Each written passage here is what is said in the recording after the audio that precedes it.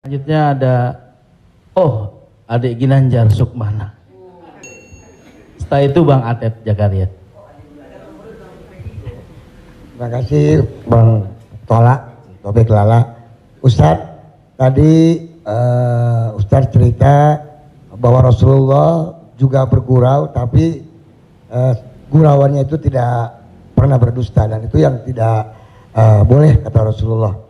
Sementara teman-teman pelawak sadar atau tidak sadar lawakannya itu banyak berdustanya juga Ustaz, cari-cari mengada-ada kan, karena memang tujuannya untuk membuat orang tertawa. Tapi kalau saya kan, maaf, saya bukan pelawak, saya peragawan Ustaz, jadi peragawan pakaian anak-anak. Jadi saya dengar dusta kan gitu ya, contohnya kayak tadi gitu, atau Bopak umpamanya dia mengatakan dirinya ganteng, dia cerita bahwa banyak cewek yang suka sama dia, itu kan berdusta Ustaz. Iya kan, fitnah kan. Kita Willy. Enggak, tapi kalau soal ketampak. Jadi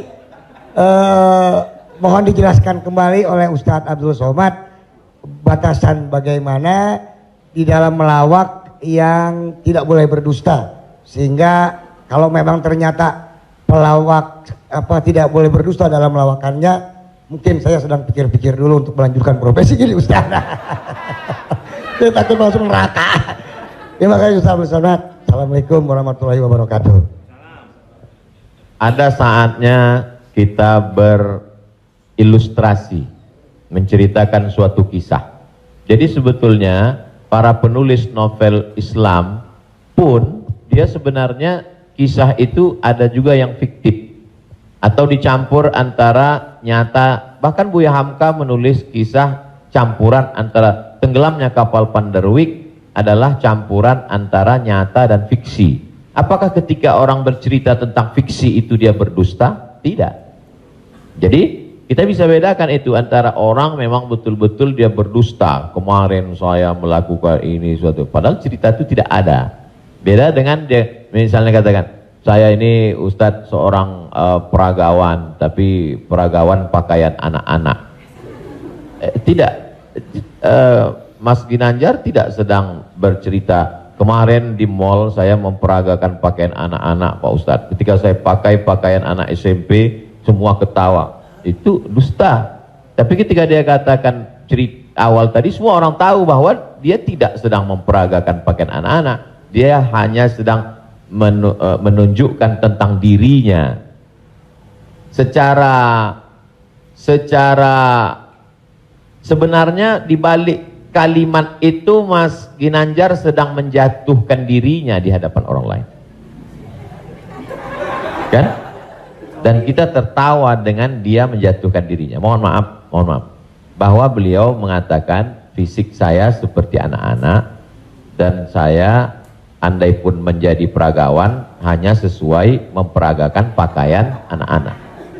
Hari ini orang tidak menjatuhkan dirinya, dia menjatuhkan orang lain, menjatuhkan tokoh agama, menjatuhkan ustadz.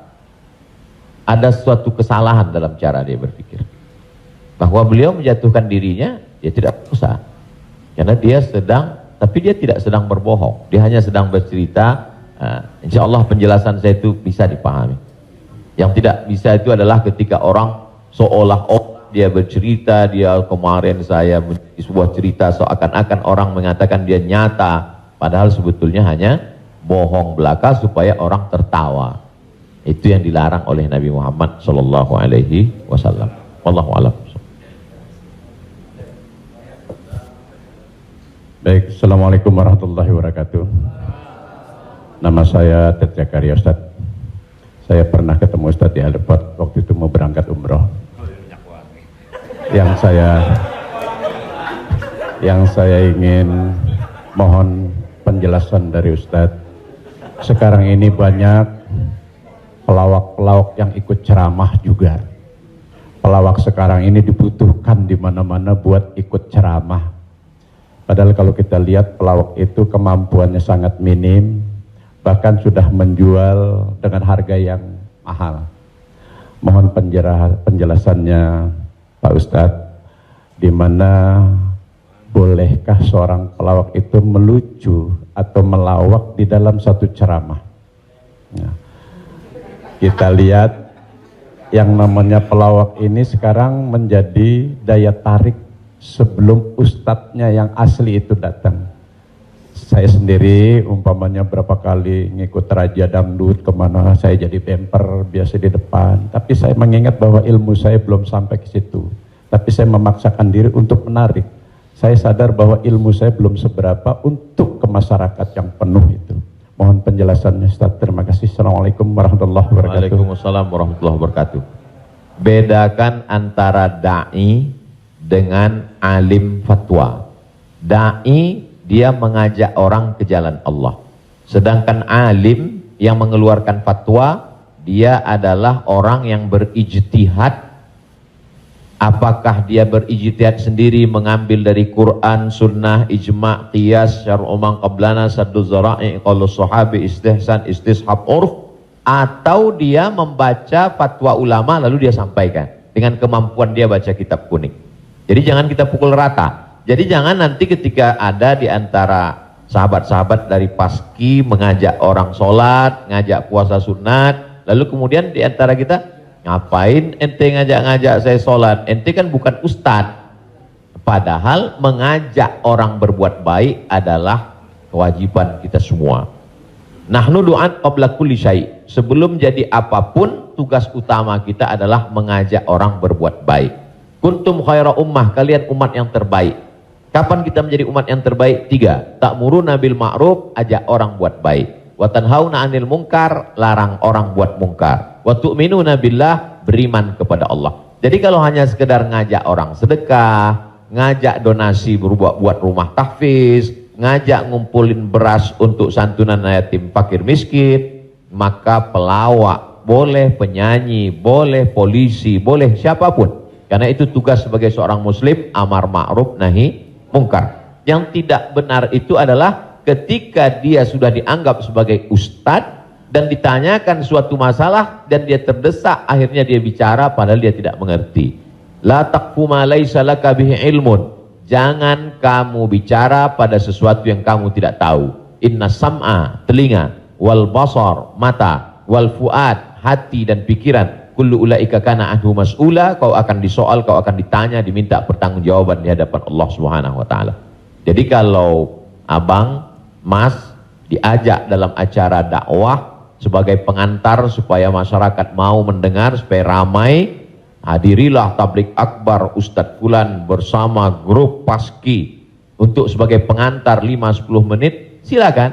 Tapi setelah itu nanti Ustadz bicara, pas tanya jawabnya serahkan ke Ustadz. Nah, jadi selama tetap kita menjaga. Jadi kalau diibaratkan rumah makan di airport, ini penyanyi, artis, Ustadz itu sama seperti yang memanggil penumpang supaya mau masuk ke rumah makan. Bapak Ibu saudara sekalian yang mau perjalanan, silakan mampir ke tempat kami, silakan mampir ke rumah makan kami. Nah, ini yang ngajak. Nanti setelah orang mampir masuk ke dalam, baru dia ketemu spesialisnya. Yang mau makan soto di sana, yang mau soto Medan di sana, yang mau soto Betawi di sana, yang mau bakso di sana. Begitu lebih kurang. Karena masyarakat kita belum sampai pada level ngaji. Masyarakat kita ini 3 level. Pertama, level 1 yang memang sudah ngaji sama para habaib, baca kitab kuning serius, hatam dari A sampai Z. Ini memang nggak perlu pakai pemanggil tadi. Yang kedua adalah level yang masih mau ke masjid tapi juga tergantung SMS kemana ngajak. Ngaji oke, kesini pun oke. Ini yang level 2. Yang level 3 ngelihat masjid pun masih takut. Makanya saya kalau tablik akbar pengajian ke daerah itu saya bagi 3. Ada pengajian yang saya memang nggak mau di masjid, saya pengajiannya maunya di lapangan sepak bola, di stadion, supaya sampai ke grassroots. Ada level 3 yang belum mau ke masjid. Saya terus terang Ustadz, ke masjid ini trauma. Beberapa teman saya ke masjid meninggal. Nah, jadi yang level ini masih mau, masih bercampur. Jadi kalau ada orang yang ngejek, apa itu dakwah, apa itu pengajian, apa itu, kenapa melibatkan artis? Ini salah satu cara. Jadi Wali Songo dulu tidak bisa Wali Songo datang ujuk-ujuk langsung baca kitab kuning, nggak bisa. Makanya mereka buat solawatan. Dia tahu tradisi orang Jawa pukul gending, pakai wayang. Maka dia buat cara wayang. Dia pakai wayang. Jadi sekarang kalau mampu buat film pendek atau melibatkan artis, video tanya jawab saya dengan pertanyaan yang sama, dengan jawaban yang sama, tapi dengan pengantar artis berbeda viewernya. Yang ngasih tahu penonton. Ustadz, coba Ustadz lihat ini. Ini dengan musyawarah sekian penontonnya. Tapi ketika Ustadz di masjid dengan jamaah sekian penontonnya. Artinya apa? Dakwah bisa sampai melalui lisan sahabat-sahabat, kawan-kawan. Jadi pakai kesempatan ini untuk mengajak orang lebih banyak ke jalan Allah Subhanahu wa taala. Wallahu a'lam. Barakallah.